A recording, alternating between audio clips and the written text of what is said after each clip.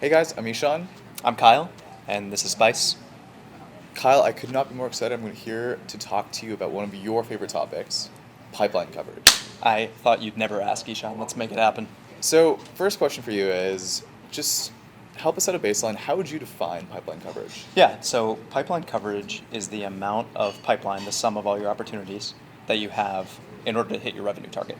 So if Got my it. revenue target is $1 million and I have $1 million of pipeline, I have 1x pipeline coverage. I need to close every dollar to hit my number. If my target's $1 million and I have 3 million in pipeline, I have 3x coverage. Gotcha. Spice was really excited about hearing that. So, what's kind of the gold standard out there? What should teams, what's sort of the rule of thumb about what teams should be striving for with their pipeline coverage? There are a lot of different ways to answer this, and it depends a lot on your product, on the segments you serve, and all of that. But generally speaking, if you start the quarter with about 3x of pipeline coverage, you're Right. going to be in pretty good shape. And we're talking about sales qualified pipeline. So these are opportunities that have already been partially vetted by your sales team and have actual opportunity to close as a real need for your product at all those companies. Gotcha. So 3x is kind of that rule of thumb.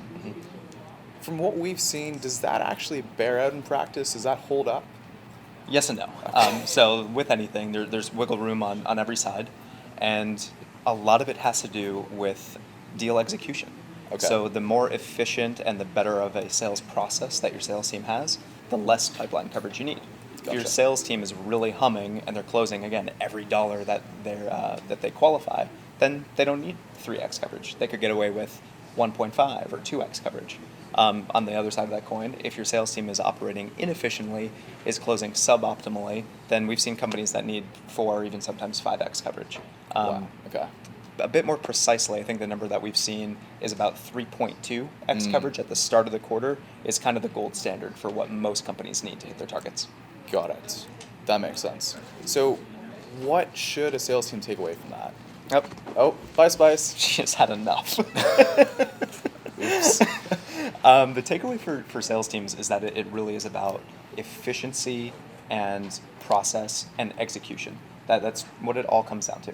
Everything else, all the other analytics, all the other numbers that you have, completely depend on how well your sales team can actually execute. Gotcha.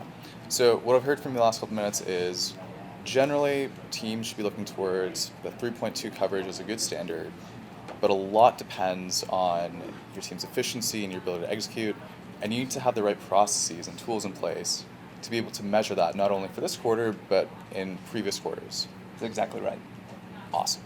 Nailed it. Is that good? Woo!